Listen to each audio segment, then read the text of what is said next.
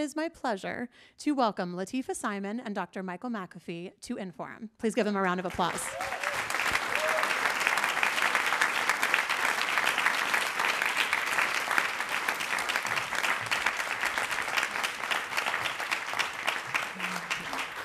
Good evening. Good evening. We have wine. We have wine. I'm getting comfortable. This will be my second glass. Cheers.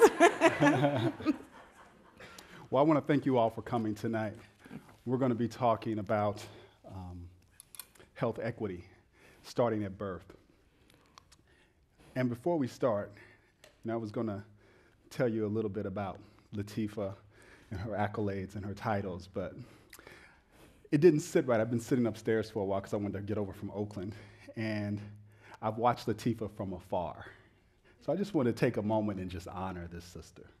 Thank you. Because, when I think about what she means to me, watching her work, and that's the only thing I really care about is the work, she represents Black girl magic. That's it. And let me tell you why I say that about you. When you read your story, when you listen to your story, when you listen to your talks, the perseverance, the strength, the courage, the willingness to use your voice, you represent the possibility of humanity. And what I'm most appreciative of, watching you work in the Bay and across the country, is that you're actually living your legacy right now. You're transforming lives right now. So I wanted to just celebrate you for a moment before we jump into the work. Thank you. Because I think you can strip away all the titles and your legacy still stands. So you're a powerful sister, and I just want you to know I love you. I love you too.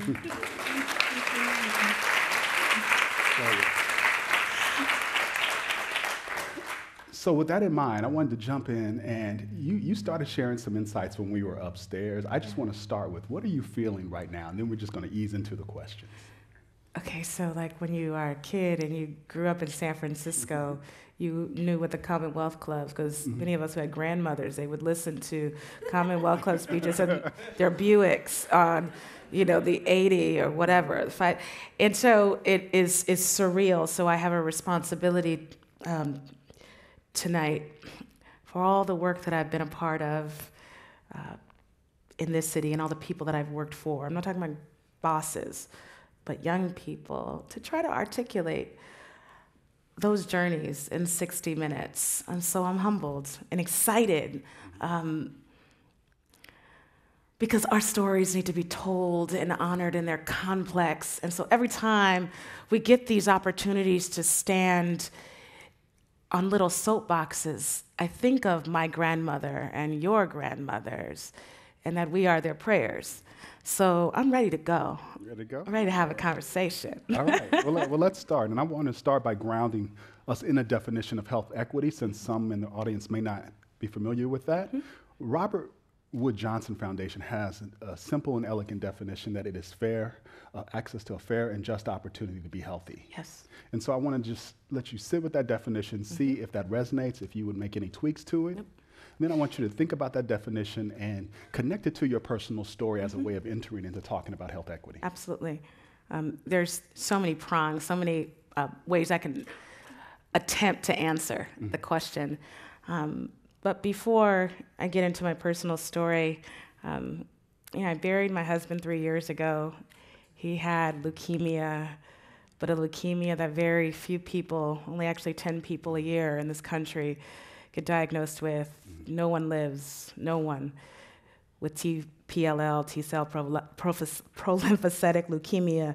And his oncologist texted me today and said, "My wife is going to be there. Are you here?" Okay, she's on her way.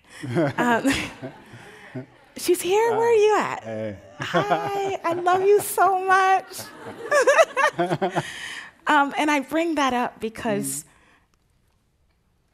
starting at birth as someone who wasn't expected to live, born in this city, to a moment where I found our family in a crux of crisis. I experienced my whole life living in this Bay Area the possibility of what it means to be held. in the most dire of circumstances. And Dr. Jed Katzel, to me, epitomizes what is possible for a medical practitioner, how you hold people who you know are about to go through a challenge that cannot be described. He saw and diagnosed my husband while my little baby was sitting on my lap in a folding stroller, and he gave us the diagnosis, and I couldn't spell it, and my hands were shaking. And hours later, he told us that my husband was the sickest man in that hospital, a young Black journalist who was supposed to begin his night fellowship at Stanford 5 days later. Our lives forever changed. So as I then start back in 1977, when my mother was in a car with that same grandmother, and she said, "This baby is coming now," and it was much too early. My mother didn't have health insurance, but she had Medi-Cal, and Grandmommy, God rest her soul, drove her pretty quickly to what was then Children's Hospital. And Latifah came very early, and my eyes were shut for months, and folks never knew if I was going to be able to see, and folks never knew if my lungs would work quite right. And I was one of those preemies with all the eczema and what we now know as attention deficit disorder, and kind of runtish, and never really did well. But I remember as a child, my mom taking me to what was Ralph K. Davies. Anybody remember Ralph K. Davies? The OGs in the back. What is it? I don't know what that hospital is called today. Does anybody know? Davies Hospital. CPMC, okay. And I was a part of a number of longitudinal studies, mostly because of my pretty severe visual impairment. And I would come in and everyone would know my name. This little girl, and my glasses were like this. And they went out to here. They're still bad, but my justice is folks who do optometry. Thank you very much for all what you've gone through in the last 30 years to make my life actually a little bit better. But I would go into the ophthalmologist's office, and the researcher, up until I was actually 15, would give me, God rest his soul, a little peanut butter cookie. And we would wait, and I would get CAT scans, and as a small child, going through this clinical life, and I didn't really understand what was happening, but always felt loved and deeply honored. Being in school and having a visual impairment and having these huge books, I was like, I'm not using these books. I'm trying to be cool. I don't want to read Braille. I don't want to use a cane. And I had an ophthalmologist one day tell me, "Baby, you can see just like everybody else." He was a liar. But it did something to that 7-year-old girl. Because I believed him. The same way Kevin's oncologist never told us that Kevin was going to die. He didn't lie. But he told us what we needed to hear to survive. Just keep going, keep going. So as a child, I was deeply integrated despite hardships, my own hardships, into life.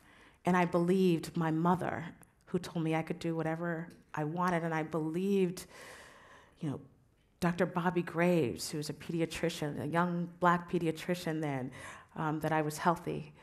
And I became healthy, and I became a part of integrated community, so much that I got bad and was in the juvenile justice system and started hanging out and got really good at partying and lived in a community that was deeply impacted by crack proliferation and the war on drugs and incarceration.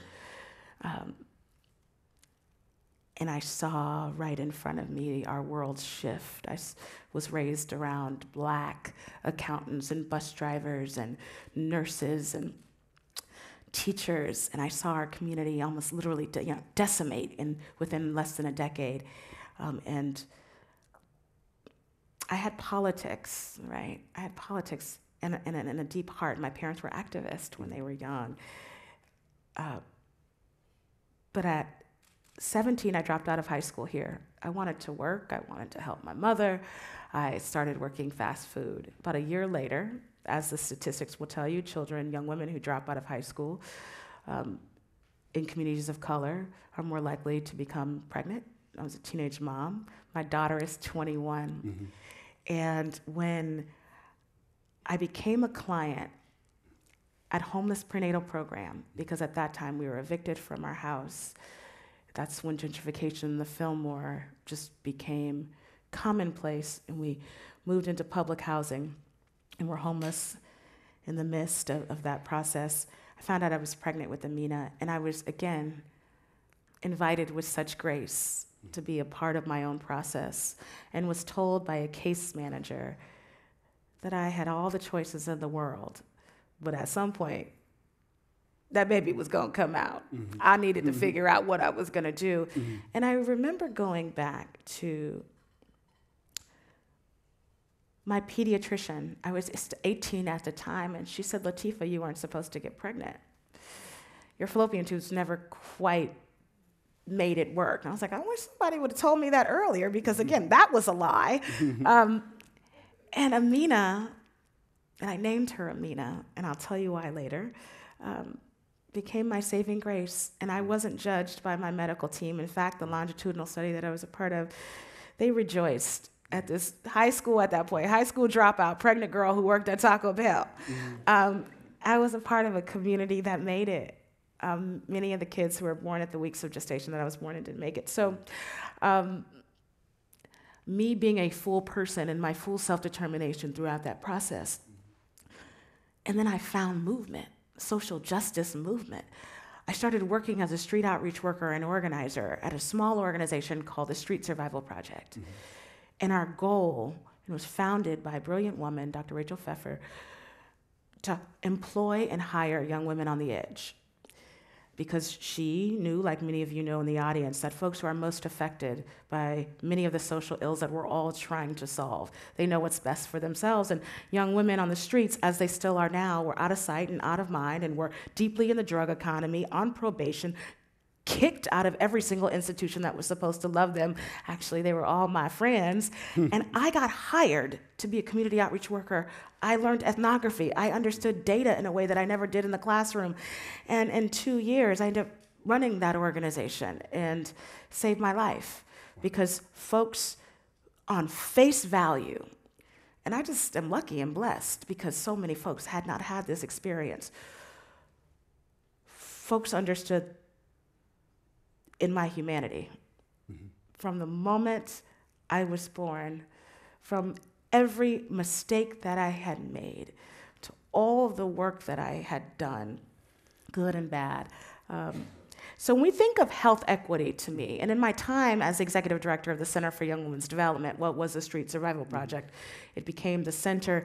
I literally worked with thousands of young women, worked for thousands of girls, employed hundreds of young women to be ethnographers, training them in data and research to be outreach workers and organizers, working not only to curb the seroconversion of HIV, but to develop commonplace with other young women on the streets, understanding and knowing that we needed to build a base of young women who had more resiliency in one finger than many of the systems that tried to help or harm them put together. I wanted to do for the young women what had been done to me. Folks believed in me. So equity is everyone being given a fair shot at every space in their life's journey. That life's course map should be met by grace and love and prosperity and faith and spirit. So, thank you. Yeah. But what does that mean for us then now in our evolution of where we're at in this moment in the nation? Because when you talked about health equity, you described it and told your story, you were talking about housing, you were talking about community, you were talking about family, you were talking about justice. You weren't just talking about health in its purest sense. So what does that mean for you? How have you integrated all of that into your work now? Well, watching some of the heroes, I lived in San Francisco for most of my life. And I got an opportunity to go to Mills College, and study public policy and graduate and be a commencement speaker. I was like, oh my God, this is like life-changing. And only a couple semesters before my daughter graduated, so life takes a long time sometimes. But there is a woman named Barbara Garcia, many of us know. Mm-hmm. And I remember Barbara taking me, I was about 18 or 19, and just giving me love. She flew me to New York. I was, again, this loud, young executive director, many thought with no education. And she was so clear that the underground needle exchange work that we were doing in Hemlock Alley with folks from UCSF on the under, the work that we were doing with young women in terms of hiring and training young women who are still deep in their drug use, deep into sex work, before harm reduction was commonplace in the nomenclature, I learned from some amazing folks of what a beloved community could actually look like, around ways in which you must break unjust laws to save people. When we think about San Francisco and its almost $10 billion budget, and we still have no place for folks who are dying on the streets. There are no beds here. But if that man or woman goes into a store, steals something, or is caught with dope, there is a bed for them in a jail. So when we think about not only equity, but priority and the moral consciousness of how we treat a mother who is struggling with addiction, we have a long way to go, even in the city with gold underneath its concrete. So I actually do dream like this world that folks, many of us in this audience, in this room, we dream it too, where not only can folks get treatment on demand or housing on demand, that in this case, in this conversation, every woman, every parent who finds themselves struggling and in need of support to care for their families or soon-to-be families, they are given everything that they need. Yeah. Everything that they need, without exception. Mm-hmm. What would that look like? It would, we know, be cheaper than the $68,000 in total that San Francisco and Alameda spends on a county jail bed for a year. I know that to be so. I did it for $7,000 for each young woman that I worked for. Mm-hmm. It's possible. It is. And what would you say to leaders right now, especially those of us who are running institutions and are authorized to behave however we want? Because what you're talking about in many cases is people imagined a bigger possibility for their role. They didn't try to just stay away from you and just technically manage your ills or your challenges. They did more than that. And it seems today, in my walkabout, that folks are often afraid to manifest love. They're afraid to move beyond the technical job description to get at the work, which is what you were describing and how you've made it. And consequently now, opportunity is still too random. So what would you say to the audience and folks that are listening about how they could take up their role differently to be able to make that happen? I'm really blessed and privileged to have a job. I just want to say that, where I get to love people for a living. It's like amazing. It is. But it's not a career. It's my life. That's right. It's like my life. And we have jobs, but they are not our callings, right? They are just vocations. What are we here to do? Can you find quiet space to just really hear it? Because if you actually ask this universe, what are you here to do? You will clearly get an answer. And it's not, I actually want to figure out how to manipulate these molecules or these cells. No, you're a healer. Mm-hmm. That's what you were called to do. If you want to govern or to make change, It's not about being in elected office necessarily. If you listen to the universe, you're being called to lead people. And I think that because, the roaring rages of capitalism, and especially in a paradigm of rents that are $4,200 a month and mortgages that could never be met and debt that can never be closed, we have many of us in our sector, we get blurred in what we're trying to achieve. Fire me today, and I will always, always be about providing grace because it was given to me, right? And if we can be so bold as to live in that purpose, I think about the doctors who first worked on me when I was young, right? Like a newborn. I think about my mom and the fear that she had. She was born to be my mother. She says it all the time. I think about me being Amina's mother, Layla's mother. I think about all that I have seen and folks who reached outside of their current capacity to push paradigms. Those are the heroes, and we find them in so many different places. They don't necessarily have salary jobs. Yeah. I named Amina Amina because Amina is the mother of Muhammad. She was a teenage mother. And I was a teenage mother. Wow. And that name means truth. I knew that when I made the decision to keep that child,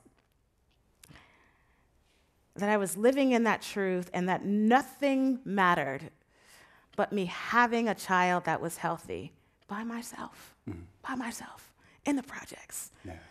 That as long as I stayed with only a few folks who lived outside of their job purpose, outside of their job descriptions, if I stuck with them, I would be not only okay, but I would be blessed. And I want our most difficult patients, our most difficult clients, our most troubled cities to be met with the same grace that Amina was met with in the Quran. Wow. What if, right? So let's take what if. And you brought up truth, so I'm going to ask you about some truths. Okay. So the truth is that in many ways, we've succeeded at what we designed this nation to be, and a nation that has oftentimes excluded opportunity for far too many, intentionally. Of course. And if you read things like Color of Law, you'll see that laid out beautifully, right? So if that's the case, and it's succeeded, and you've risen from that, at this moment in health equity, where often people say, well, you know what, you shouldn't talk about race, when it was race-based policy that created exactly the things that you came out of. What would you say? What's the guidance as people are trying to navigate that truth right now with this desire to absolutely not want to have to deal with race to solve the problem? I am fundamentally committed to talking about race every hour. Not just because I'm a Black woman, but because I'm a Black woman. But because I had this insane privilege of being raised in this city, right? Yeah. Where I learned very early on from my parents and from the public schools that the Chinese built this city, that Irish communities, dialectic communities from East Africa, right? I'm a 9th generation American, meaning that my folks came here 9+ generations ago with yokes on their neck. I'm here. Race and culture, right? And intergenerational knowledge and survival are critical to a civil society. Critical, and especially if we're working to advance peace and harmony. People tell me, sighted people tell me, I don't see race. And I'm like, don't you drive? You see red lights. You see yellow lights, and you go on green. You see color. But if you refuse to see culture, if you refuse to see how deep and strong this melanin is, you forget where I come from, right? And I forget where I come from, and yet the racial salience that presents itself when we meet is ever so prevalent and beautiful. The way in which it plays out for folks who refuse to talk about race, I believe that they are not concerned with equity or equality. And race and land use, so clear. It's actually extremely clear. The way that this downtown was constructed, extremely clear. If you read public policy as they, not until today, as it was developed, but especially in the 20s, when we look at the industrialization of San Francisco, it is very clear. When you read the ugly laws that were implemented, it was not only segregation was prevalent in this city, but it was illegal to be a disabled person and be out in public space. Okay, and actually we can see how from our sit-lie laws to hiding people that we don't want to look at, right? It's perpetuated itself in public policy. I think we have to think about, as now folks who have some decision making, how we undo those things. Policies were created, they can be destroyed and rewritten. Why I ran for office and won last year. So, there it is on there that. You go. There you go. So I believe that, race, if you are not a racist, you should be excited about talking about culture and difference and the way in which people have survived and migrated and the way that people literally get on rafts with 1 oar and 6 families to live the promise that's written on the Statue of Liberty. Like, that's not radicalism that I'm speaking. That's like basic democratic thinking, right? That we want people to be in a space, live in civic life, have whatever they need to prosper. But that's not what's happening. Because not only are we not talking about race in public discourse in a way where we can actually move the needle to create equity, we won't, for whatever reason, comprehend. I'm talking about liberals, progressives, and radicals join in a conversation around capital and how race and capital sit. I know for a fact we would do better if we could. There is no wartime economy coming back in San Francisco, knock on glass or wood. That means the African American population will continue to decrease. The wartime economy brought us here. And public policies throughout the years, not only redevelopment, has pushed African Americans yonder. So it makes no surprise to me that African Americans who remain here are the poorest. And they can't even leave. So their children, our children, my babies, perpetual babies, are doing worse here in this county than any other county in California. Shame on us because we won't talk race. And it's not because those children are dumb, but very few folks can reckon the historical trauma that they are living with. They watched so many folks die in the last 20 years. Public housing in the shanty towns of this city. Race inequity, it absolutely shows up in these operating rooms. It absolutely shows up on Ward 86. I don't know what it's called now, but it used to be Ward 86 when I was doing the work. It shows up there. It shows up why people don't go to the doctor. Not because of the syphilis experiment, because they were chastised growing up from kindergarten on by the power elite from their first teacher, principal. Why would you go and interact with someone in power when everything around you has told you that you are powerless, even if those interactions could potentially save your life? So I end with that race and class and those constructs, they must be central in how we think about advancing our communities. We want beloved communities. That's right. And so are you saying that if you want to be a good health equity practitioner right now, you need to hold the historical context, you need to hold race, class, and all those other intersectionalities if you're going to be effective? You sure do. Okay. It's interesting because, I talked about my dear Kevin, my love, and when we learned that he needed a bone marrow transplant, he was given a few days to live initially when he got diagnosed, literally a few days to live, but because he had an amazing medical team, He lived like 2.5 years, and that was because of this beloved community that, one man decided to be a medical organizer, and he saw us, a young black couple, and said, this man has to live, and we are going to unfold everything that we could possibly imagine, and there's no dollar that can be spared, and we're going to send them to Seattle. I mean, like, it's a true story, right? We'll send them to Seattle to meet the best oncologists in the world, and we're going to figure this out because you need to live. I wonder if we were in another space, if we were in Arkansas, Kevin would have died in 3 months. Wow. 3 months. I know this to be true because I met people along the way. Wait, what happened to you all? You got referred to where with this disease? I believe so deeply. I'm going to talk about it tomorrow because I'm going to be here at this conference where we're going to talk about premature birth and race. Mm-hmm.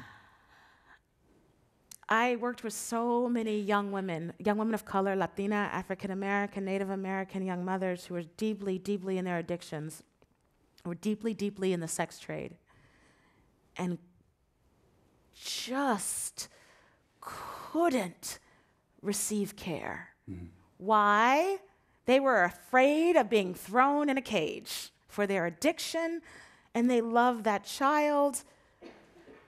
But the addiction and the fear of living in a cage was actually more profound, right, than their healing, that fear of isolation. So it is absolutely historical, but it's also in the now. Mm-hmm. I think that when we think about that young woman, and you do what Paulo Freire would say, do a social biography, understand the social, the political, the economic, and historical pinpoints of her life, it's very clear. And what we have to do, 100, is not just do a social on her in the medical records, but to do a social about who are you? Where are you from? How can we love you? Mm. Has anybody asked you that? Like, how can I love you? And like mean it, not like on a date, but like a practitioner, like how can I love you? Like, what do you need to survive? When you mess up, mm-hmm. How do you want me to talk to you? When I ran Kamala Harris's reentry programs when she was here in San Francisco, I ran Back on Track for 5 years. I didn't have a law degree or a college degree, and now Senator Harris made me a member of her executive team.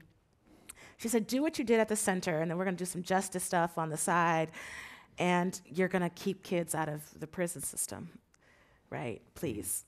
And they could actually go away for 20 years for these little crimes, but I understand that doesn't work. It perpetuates so many things. You know what these young people said that they needed to stay off the streets in the Tenderloin to stop selling $20 rocks? Dental care, medication, child care for their children. Their fines and fees needed to be wiped out so they could start new. We're talking 19-year-old children. Mm-hmm. So yes, yes, yes, and yes. To be a practitioner. Okay, I'm not Christian. I was raised Muslim. Mm-hmm. But studying the text, when the leper comes to Jesus, because I have to understand like these policymakers and these fundamentalists, so I got to read the Bible. And study it, right? Like really study it. If we're going to be good and we're going to be intersectional, right, mm-hmm. you have to know the messages to all that come to you. Mm-hmm. But when the leper comes to Jesus and he kneels and he says, will you make me clean?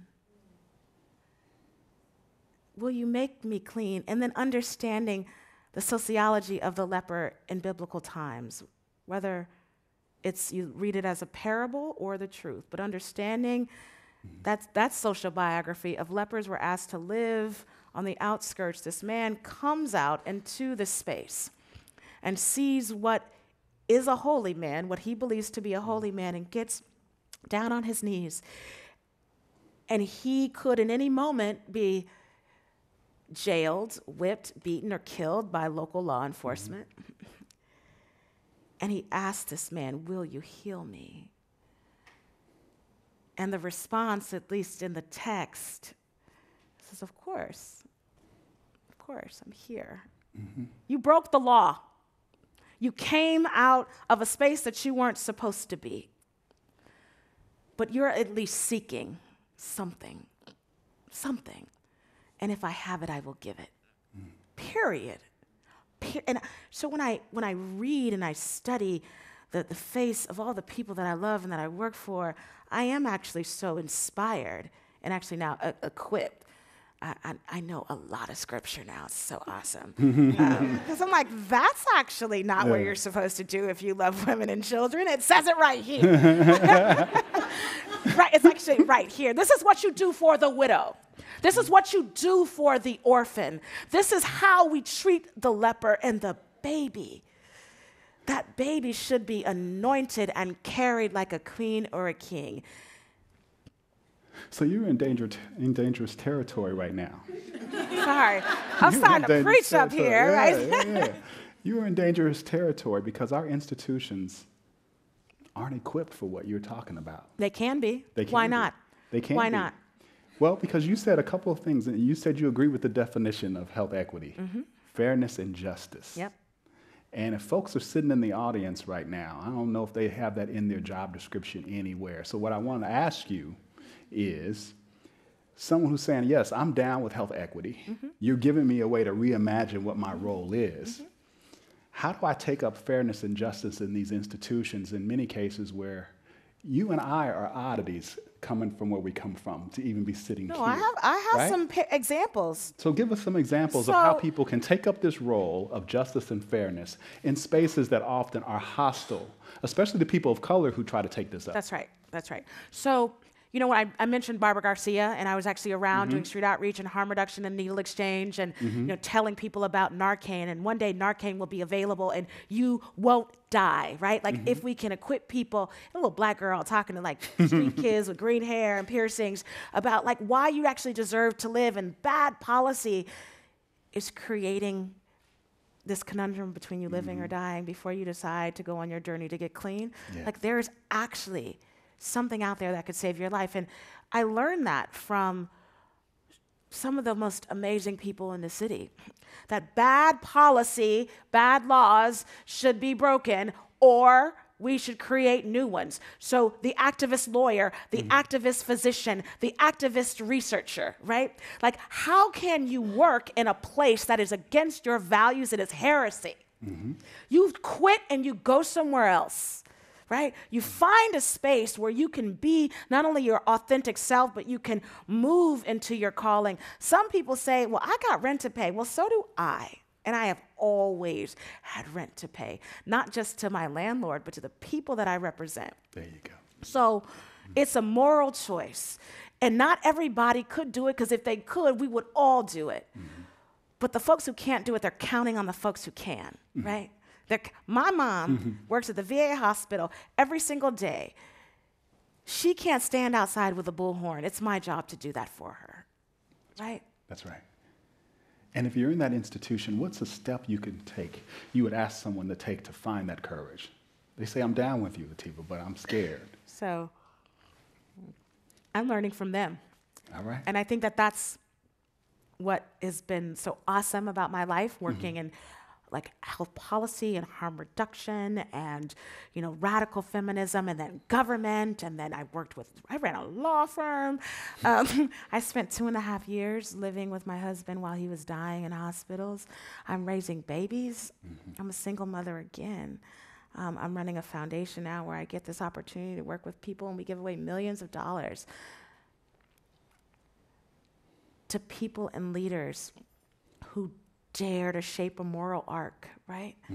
And so I'm learning in this moment of my life of having worked full time since I was 17, I'm learning from people, practitioners, of how they're actually taking up space. Yes. And I understand that everyone can't do it, right? I'm not gonna ask a mom across the street who's cleaning rooms at the Hilton to just strike, right? Like today. I'm not asking that. I'm actually asking, how are you surviving? And who actually has the privilege to stand up with you and for you, right? But it's steps that folks are taking. When harm reduction, I remember the hearings, when there were white coats standing at those board of supervisors meetings talking about the men and women, the queer folks, the trans folks who they were burying and that didn't need to die. When I was at the Center for Young Women's Development and the National Association of OBGYNs came along with us to the Juvenile Justice Commission and said, pregnant children who are in custody should not be shackled to the bed at General Hospital while they're giving birth. Law changed, policy changed. So everything that is wrong, and maybe I'm crazy, I believe it can be made right. I believe that in my soul, because if I didn't, I would die. Mm-hmm. Kevin's story, my mama's story, my baby's story, the young women that I have buried and the young women that I married and sent off to college. I believe not just in meritocracy, but I want to build with you all these healthy and amazing communities. And if for one moment I believe that that wasn't possible, I don't know if I could get out of bed. I just don't. I see this political moment as temporary. I know we will have to work 60 years maybe, and I will be gone by then, to take back some of what has been lost. But I believe it's going to be okay. That's right. I do. How do you balance the language? You know, all the definitions, all the frameworks, because we're not talking about that tonight, and that has its place, but you're talking about the soul of this health equity work. They go hand in hand, but in most places that I'm in, that's not what we're talking about. We're not talking about this. Of course. And so how do you bring all of that into the space and get it integrated? I talk about it everywhere. I don't care. I use flashcards. You know, I can talk about epidemiological terms, and I learned a lot about cells. You know, but I was in the Roosevelt room talking the same stuff. You know, like I don't care. Studying Dr. King's speeches and understanding his mastery of language, or the team of people who also worked with him. To write these texts, these canonical texts. I do realize the power of language and terms, but, you know, we talked about jobs earlier. I don't care about our jobs. I care about our spirits and our hearts and how we move in the world. We have to perform 9 to 5, these folks 9 to 2 a.m. We have to perform, we have to move. But what brings us beyond the accolades of being researchers or having MDs or saving babies, is this knowledge that we all want to be a part of something bigger than ourselves. I believe that a moral conversation is prevalent and relevant every day.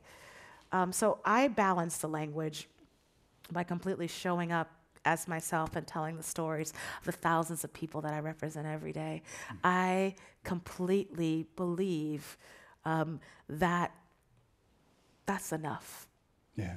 It's enough. Are you angry? Yeah, always. Is it necessary? Yeah. I'm angry. Oh my God, I promised I wouldn't cry. Sorry. You know, I closed my husband's eyes on Father's Day in 2014 in our bed. Like, closed his eyes, and I got on top of him, and I was like, you can go. You know, you can go. It's okay. And my friends were around, and we didn't think he was going to die that night. And so we were like trying to figure out on Yelp, like, is there a Black funeral home open on Father's Day? And there was, of course. And these men came with suits, and they told my children, after about a couple hours, they told my children and Kevin's mother to go in the room because they didn't want us to see what they were going to do, to put my soul in a bag and take him and put him in a truck. I was angry for quite some time, and I found joy in Circle, not only with spiritual folks, with academics. I found joy in the reality that thousands of women that day lost their loved ones. I found anger, so much anger, you know, after this last election, and thinking thousands and thousands of women won't have the right to choose. And all people need is hope from government that is supposed to take care of them, that they're going to be okay. Like, of course I'm angry. I'm angry that my daughter's actually thinking about, like, not going to medical school and, like, getting a PhD, like, whatever. Like, so angry. I'm like, I just wanted to go to a white coat ceremony. That's all I wanted in my life, and put it on Facebook, and then we were going to be done. I mean, I'm angry. I'm furious about what's happening in the world. In all seriousness, I'm furious. But I I'm told by my elders I have to meet that anger with love, that I cannot work in struggle anymore. I have to work in love and have courageous conversations that are bounded in this idea that I believe that we're moving. And it's a commitment to being courageous and something so much bigger than myself. I will continue doing political work. I will continue organizing with the people that truly believe that our folks deserve better. And so anger is important, but it inspires. It should inspire folks to go to work every day and find a deep cure for every ailment, to figure out how to make that 3-pound baby survive, to figure out how people can heal from the demons inside. Yeah. Right? How folks don't have to die in their own waste outside. Wow. That anger should be transformed into love, into public policy, and into communities that support one another to keep getting it right. Thank you. We're going to take questions in a few minutes, so if you want to get your questions ready, the microphone will be in the back. If you'll go to the back and be brief in your question, we'll make sure we get through them. Yeah. I want to ask you, at a time where we really are a wealthy nation, at least financially, why do you think preterm births are increasing? I spent the last few weeks reading a lot of the data that I got from some of the great folks at UCSF. As we know, there are many different reasons why folks, women find themselves in a situation where they're giving birth to a child that is not to term. So I'm not going to play a sociologist or a doctor on TV right now. I'm not going to do that. But what I do and what I can say is that if we figured out how to be almost tribal in our practice and to meet folks where they are, where they truly are, I wonder what that would be like. I wonder what it would be like if every pregnant family was treated like Amina or Mary or Naomi or Ruth. I wonder if in our transgressions as people, we were forgiven and we were forgived every single day by one another, and we were given the opportunity to do better the next day. I think about some of the doctor's appointments that I would go to when I was working with young women on the streets, and to see the interactions with professionals and how they were deeply degraded and how they never went back. They never went back. Why would you go back? You would hide in perpetuity until you faded away, and that's what so much happened. But that's not the only population that's giving birth prematurely. Let's be clear. I've worked with girls in the streets and in prisons and jails. My mother was a Muslim, and I was premature, and she was met with so much love. I don't know why I came to this earth early, but I know that every child who comes early deserves what you see when you walk into CPMC, Children's Hospital. That neonatology unit makes me weep every time I come in. I mean, it is really beautiful to see volunteers sitting next to those children and rubbing their toes while their parents sleep.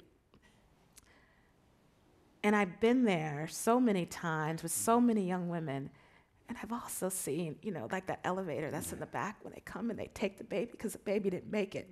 And I see how the social workers surround the family,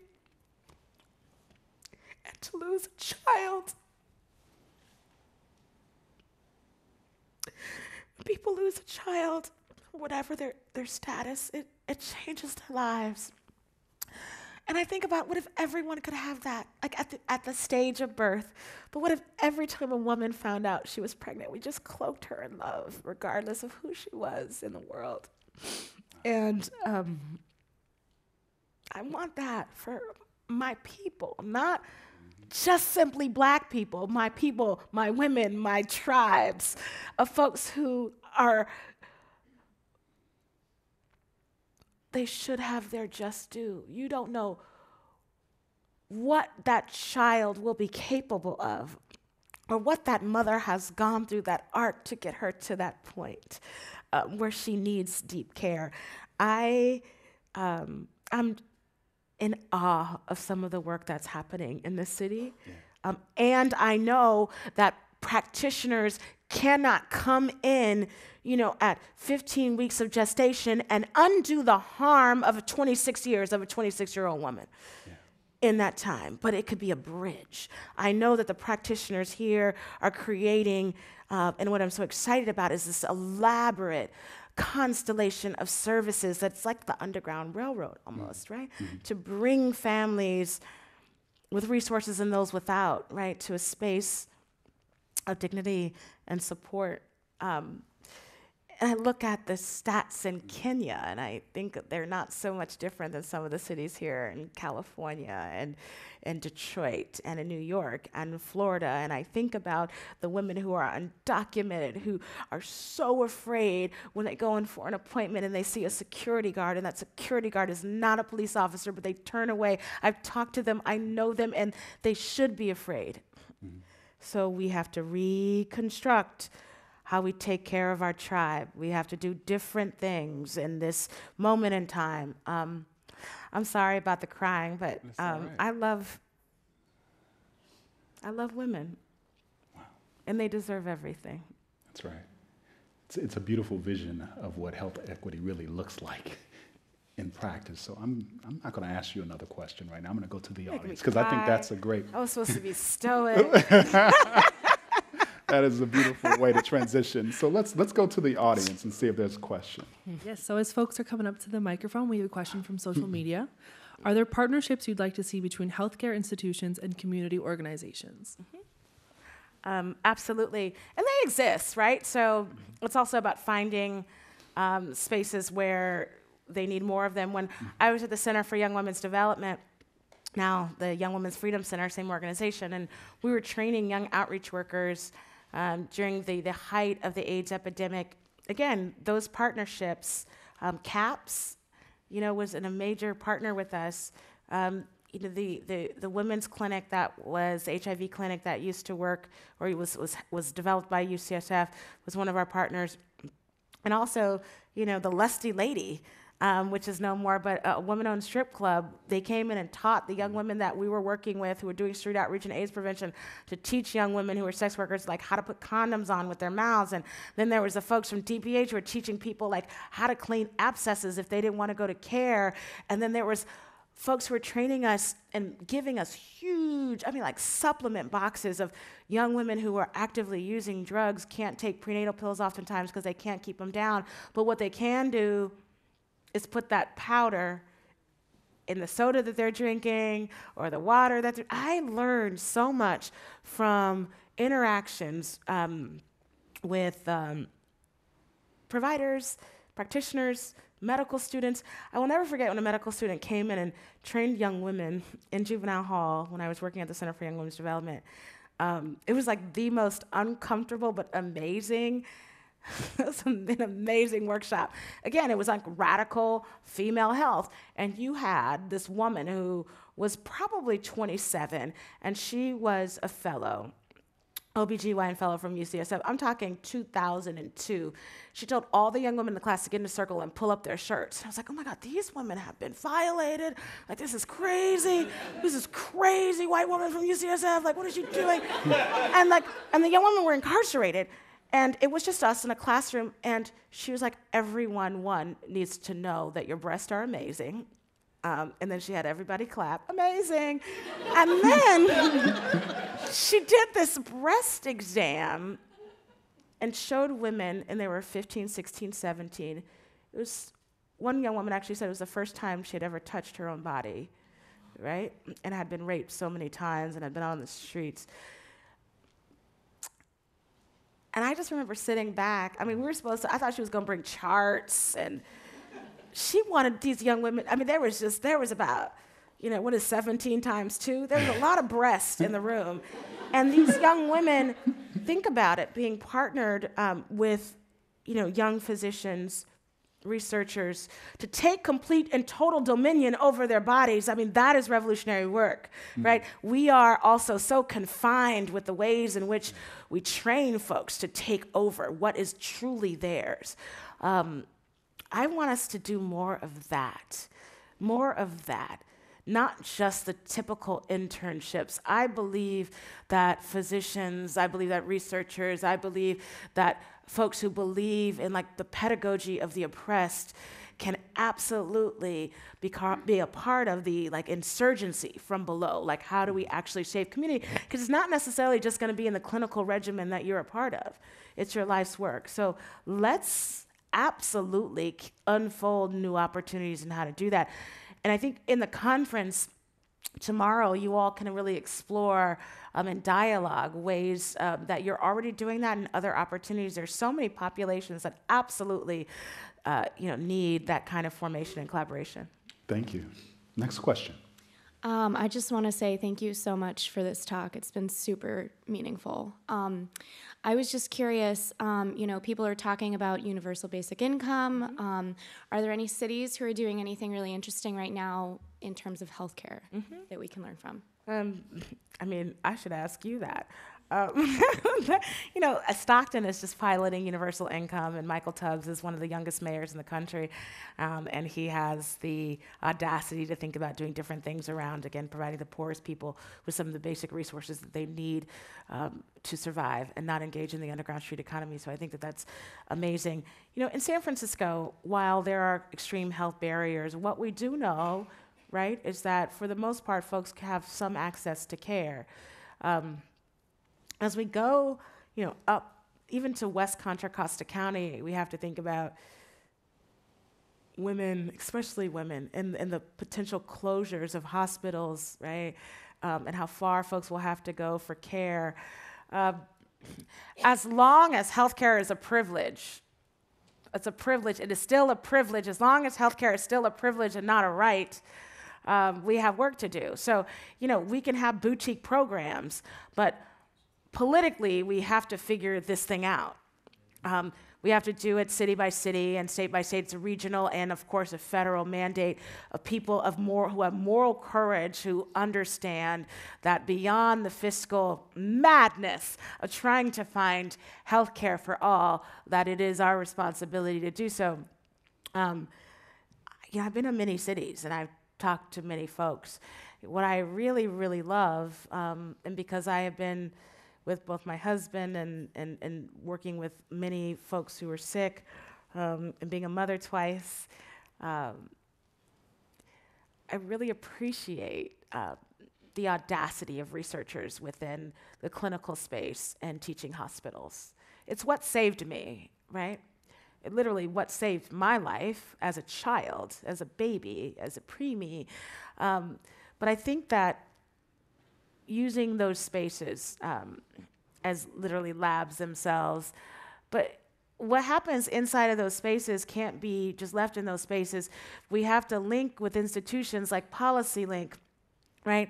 We have to link with institutions who are willing to translate these stories, the madness that's happening because some folk believe that some people don't deserve to live, right? Like they don't deserve the surgery or the chemo that they need, right? That that young woman doesn't deserve the treatment that she needs to bring her baby to term.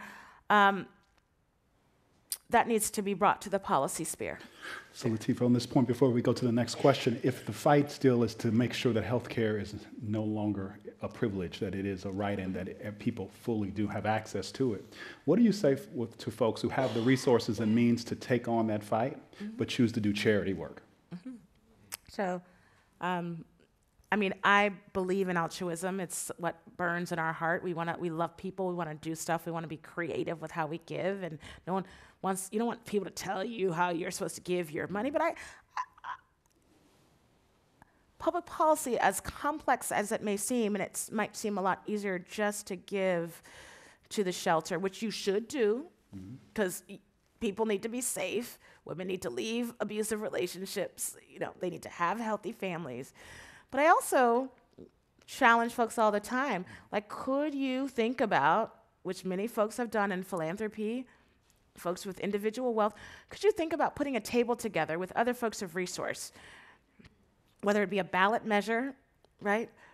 Whether it be a lobbying table, a C4, to demand that what you believe should actually be law locally. We've done it here in San Francisco. Folks in this room were a part of making HIV and AIDS a disease that can be managed. Hallelujah, right? We have a long way to go, right? It's folks in this room. And you made policy based on what you knew could actually happen. What we know about preterm childbirth and what we know about homeless women and what we know about immigrant women, we know enough to put resources on the table to urge folks in power to know what we know. So charity is very, very important, and policy change so that everybody gets what's due them is paramount. Right? Thank you. Thank you. Next question. Okay, so this is our last question, also from social media. Do you have any plans to run for further elected office on these issues in the future? No. I'm in my first year of being elected. I'm on the BART board of directors, okay? And I thought, I'm gonna come in, I'm gonna try to get like free BART for youth, and I'm gonna do some police reform, and I can almost state the EIR for every single BART extension now in the history of BART. So public policy and governance is difficult. I'm actually committed to this idea of being a part of an institution, BART, not only because I'm visually impaired, and I rely on public transportation, and I will to the day I die, unless you all figure something out. Throw away these glasses. But I don't think that's gonna happen in my lifetime. I ran for office not because I wanted to seek higher office. I ran for office because I wanted to be a voice for disabled people, for mothers, in a space that typically doesn't have that voice, especially all the demographics that I represent, but also someone with policy training and who is fierce and who will fight to the death for the freedom of her people, even if it involves shaping and reshaping a railroad and a transportation, a policy agenda that has for too long left out people who are poor and who are black and brown and immigrant. I'm so proud this year that we were able to make BART the first sanctuary transit institution in the nation. I'm so proud what we've been able to do in just the last 12 months. I have a lot more to do. And so public office, to me, I just want to do good in the place that I hold in my heart, right? Not that feels sexy. Folks were like, what, you're on the BART board? Like mosquito abatement board? Like what? Like what? Why not city council? Why not mayor? We stay in our lane, I believe, and you do what you know you need to do. When Kevin died and I sold his car, we were bankrupt. I filed for bankruptcy. Only asset I had left was this car. I don't drive. I found myself on BART with little Layla. And it was one institution that I believed that I could change. Yeah. And I'm changing it. And that's where I'm gonna stay. Beautiful.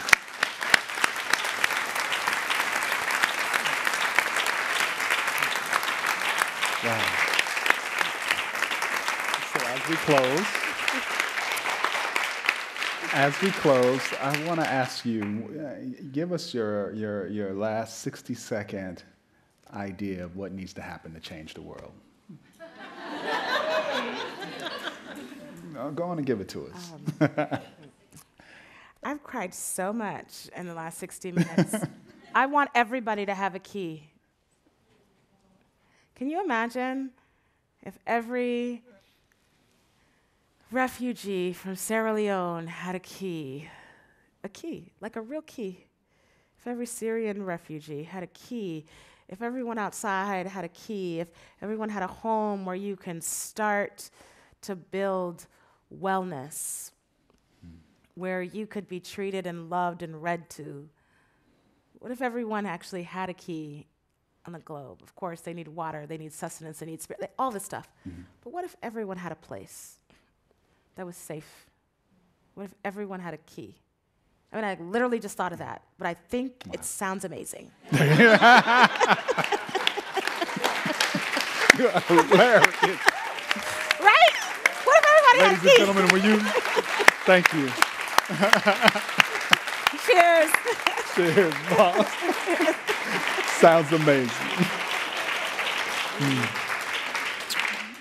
I want to thank you for coming. Will you give me one final applause for Lateefah Simon?